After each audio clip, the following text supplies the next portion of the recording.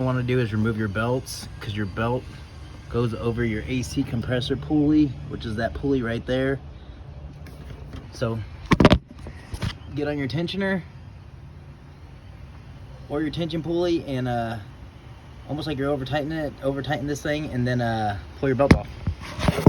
So I just pulled off my belt off the top pulley. That means it's gonna leave enough slack on the other pulleys that I can pull the belt off that also. I just need the slack there. I don't think I really have to take off the belt. So I'm gonna leave it like that, and then I'm gonna go ahead and jack my car up, because I'm gonna do this from underneath. I feel like that's the easiest way to get to it. Okay, and I typically put the jack back under there for added support, or jack stands. Make sure you have an extra support. I don't think these jack stands or these ramps will collapse, but just in case. Anyways, next thing you're gonna do is take this nut off, this bolt. It's an 8mm bolt on mine. And you just want to twist it counterclockwise. And it should come off fairly simple, fairly easy. There's not really a lot to an 8mm bolt. Alright, so once you have that bolt undone, just stick a screwdriver underneath here and just pry it up little by little. It should actually come right off.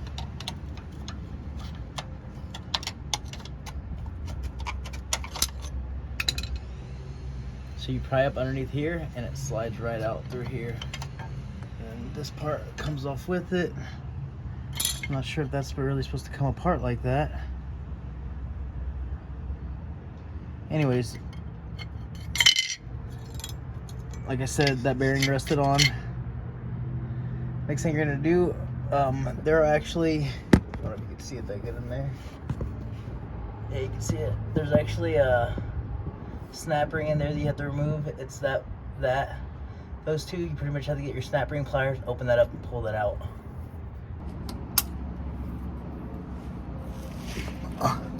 Alright, so I just popped that out. This is actually the snap ring. Like I said, super easy. You need these pliers, squeeze it. Exactly like this. This is how snap rings work. And that's actually just held in by a groove. Anyways, this should slide right off, which it's not going to, because that bearing was seized into place.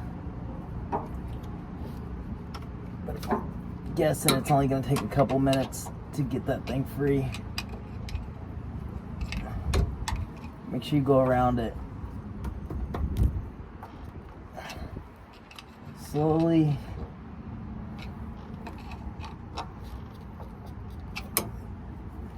If this thing was free, I would recommend spinning it and slowly taking it off that way.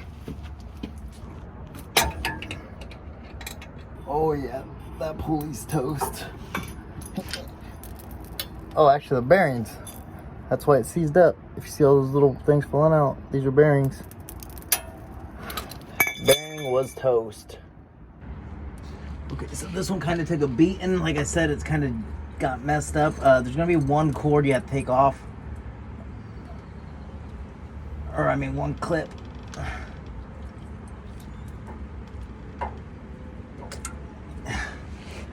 And that's it. That's actually the clip. That's the clip you have to undo. The rest of it's gravy to put it back on. So new parts are in. rockauto.com. Always over AutoZone, O'Reilly's, or any of that other stuff, because it's way cheaper.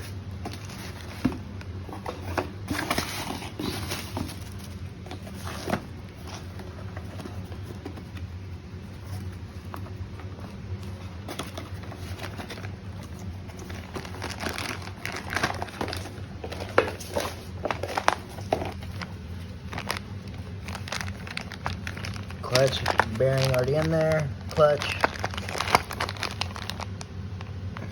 Pulley. I'm happy with it.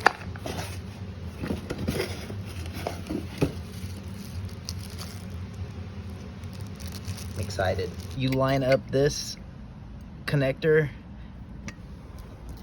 in the same spot you took the other one off, which is going to be in that in this corner, the top right corner. These don't really have a little groove, but it does have a groove where that connector clip's supposed to slide on. But this literally just slides right back into place. Important right here, you have a little clip right here, or a little washer. This is your old clutch. Flip it upside down.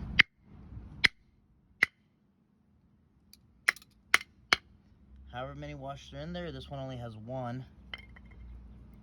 Find the washer that fits that's that same size that's in your replacement pack. This is the clutch. Find the washer that's about the same thickness. That one's too thick. That one's too thin.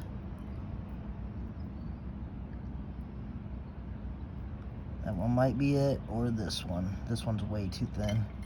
So go with this one, it's closest.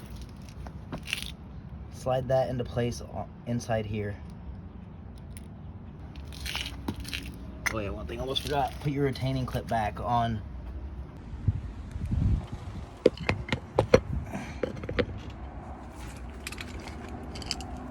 It's your old clip. Toss that to the side. Get your new clip. And remember, you have to hear this clip into place. It's your new clip.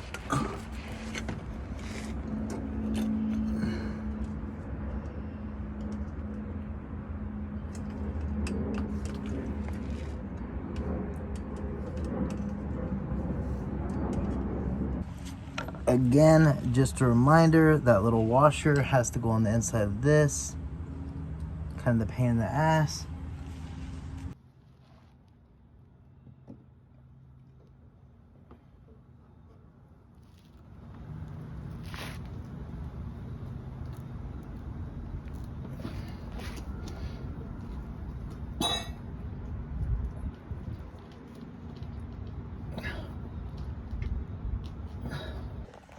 Alright, so once you have it all back together, that's actually it. Everything back together. Bit of a gap, but it's gonna suck together with this bolt. This is actually the replacement bolt. That's what it looks like. The replacement's a 10 mil. The one that I took off was an 8 mil. I don't know why the head size is different, but it's the same size bolt. I've already looked at the thread, or slid it in there, and we're gonna put that in there, and it's gonna suck that part in. Okay, and after you got the entire clutch assembly back together, you see that tiny little gap right there? There should be a gap, and this should still spin freely. No issues. Shouldn't wiggle at all. Should be on there pretty snug. Very little play in the clutch. But like I said, that should still spin freely. That pulley should not be rubbing against this. That tiny little gap right there, that's what that spacer's there for, and that should be there all the way around. Should not get any rubbing. By the way, that nut right there, this nut, you do not have to over tighten that. That's literally just to hold this on. It's not bearing any weight. This pulley is held on by the snap ring. Very, very simple job. No reason you can't do this by yourself. No reason to pay a mechanic to do this for you. Very, very simple.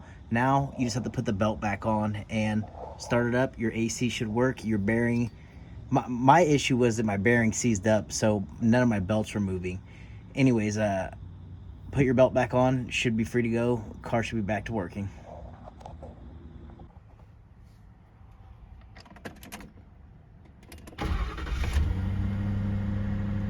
Back to normal.